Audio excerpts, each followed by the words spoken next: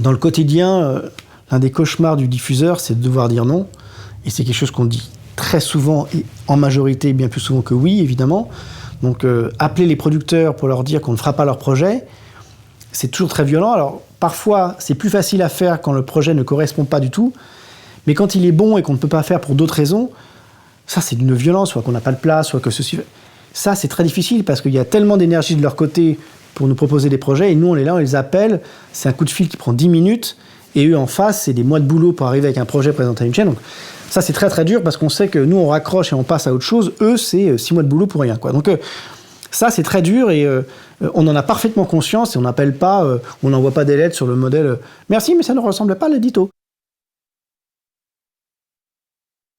Ça ne sera évidemment pas d'un grand avenir artistique. Personne ne pourrait se permettre de dire que ça a la même qualité artistique qu'un prime time qui bénéficie d'un travail bien plus important parce que le plus de temps et plus d'argent. En revanche, je ne me permettrai jamais de dire que ça n'est pas de la fiction parce que c'est beaucoup de travail de la part d'auteurs, réalisateurs, comédiens et techniciens. Après, il peut y avoir un débat sur sa qualité artistique et elle est légitime. Et encore une fois, je ne peux pas mentir sur le fait que, évidemment, ça n'a pas la valeur artistique d'autres projets. Mais dire que ça n'est pas de la fiction parce qu'on considère que ce n'est pas de la bonne qualité, je trouve que c'est un jugement moral dangereux parce qu'à ce moment-là, le curseur, il s'arrête où?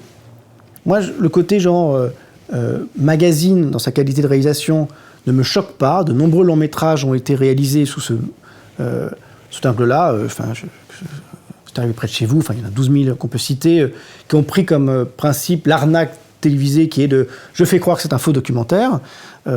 Certains de ces films sont absolument remarquables. Donc cette arnaque-là de réalisation qui est de donner l'impression que c'est un magazine ne me choque pas. Oui, c'est une autre manière d'utiliser notre argent.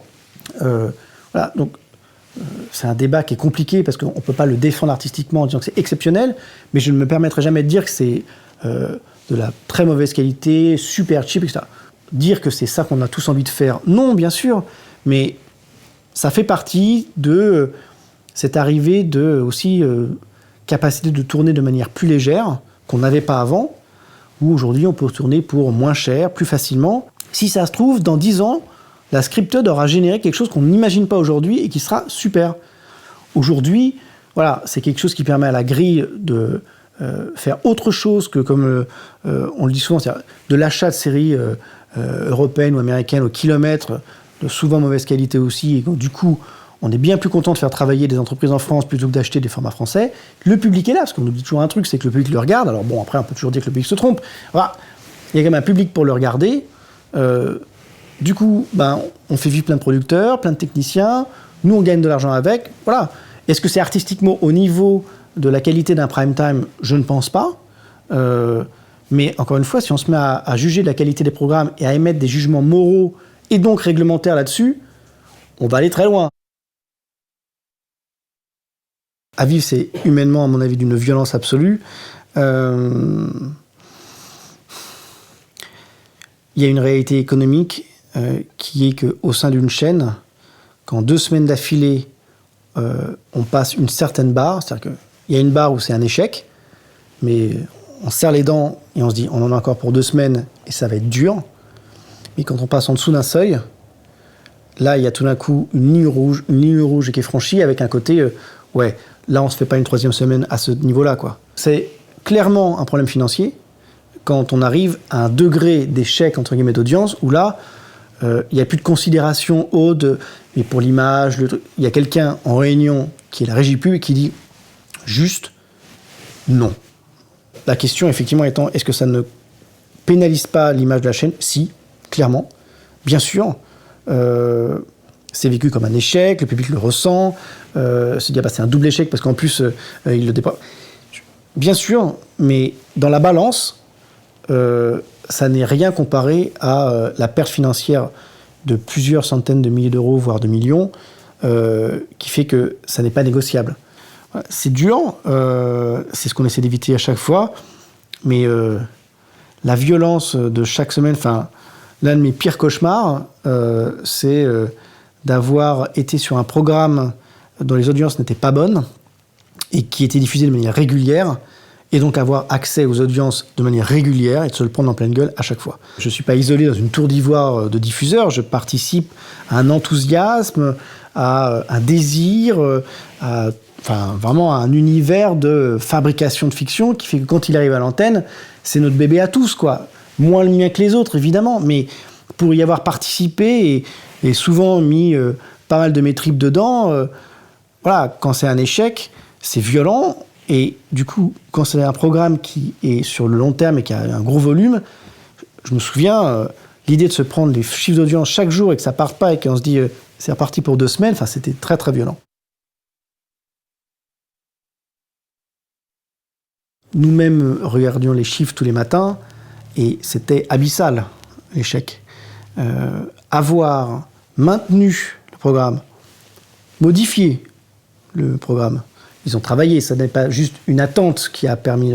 Ils ont travaillé, changé, amélioré, et cet extraordinaire courage chez France 3 a permis à cette série d'être devenue aujourd'hui le succès qu'on sait. Sur une chaîne commerciale, très honnêtement, je pense que nous n'aurions jamais eu autant de temps, et en 12 ans, j'ai pu voir, moi, dans mes histoires aussi de diffusion, que certains programmes, voilà, avaient quelques semaines pour s'installer, pas plus. J'ai des regrets, c'est de ne pas avoir eu plus de temps pour installer certaines des séries qu'on a pu lancer, parce qu'on s'est dit, ah bah oui, mais si on avait plus de temps.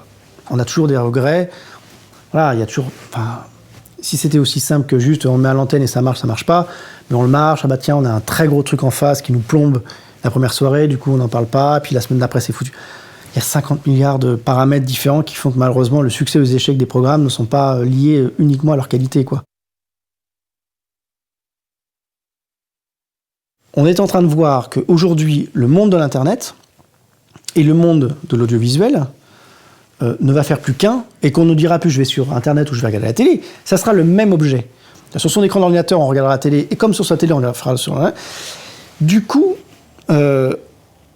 l'accès à tout ce que va nous donner l'Internet sera réellement en concurrence avec la télévision. De nombreuses chaînes aux États-Unis et en Angleterre commencent à proposer de revoir aussi tout leur catalogue de fiction, tout leur catalogue de magazines sur leur site web. Et donc, c'est un peu une espèce d'immense vidéoclub qu'on propose. Il n'est pas impossible que cette notion de rendez-vous permanent, de grille parfaitement établie telle qu'on la propose, se substitue au profit d'un éditeur de programme qui vous garantit une certaine forme de couleur. Évidemment, tout le monde nous dit « Ah bah oui, mais c'est la fin des chaînes de télévision, puisque au fond, demain, je paye Netflix ou je paye machin, et j'ai le droit à tout. » Oui, oui. Il y a encore quand même des choses qui font que le rendez-vous au même moment, au même endroit, à la même heure, blablabla, ça participe. Un match de foot, un journal de 20 heures, une catastrophe, tout le monde est devant sa télé, en même temps. Je sais pas. La réalité, c'est que c'est encore confus, mais clairement, on se positionne d'ores et déjà pour créer les conditions qui feront que demain, quoi qu'il arrive, le groupe M6, à travers toutes ses composantes, chaîne de télé, chaîne de replay, web, portail et tout ça, deviendra une référence, une marque. Donc la bataille du contenu, c'est la bataille de demain, parce que 25 chaînes, c'est hyper sympa, hein, mais il n'y a pas 25 fois plus de programmes. Donc c'est une bonne partie de rediff permanent, etc. Donc demain, tout ça va ressembler, à mon avis, à un immense vidéoclub, live, pas live, ou j'en sais rien en replay, mais en tout cas, il faudra créer suffisamment d'images de marques TF1, M6, pour que le spectateur ou le consommateur d'Internet ait envie d'aller sur une plateforme M6 en se disant « Je ne sais pas ce que je vais y trouver, mais je vais y trouver mon bonheur ».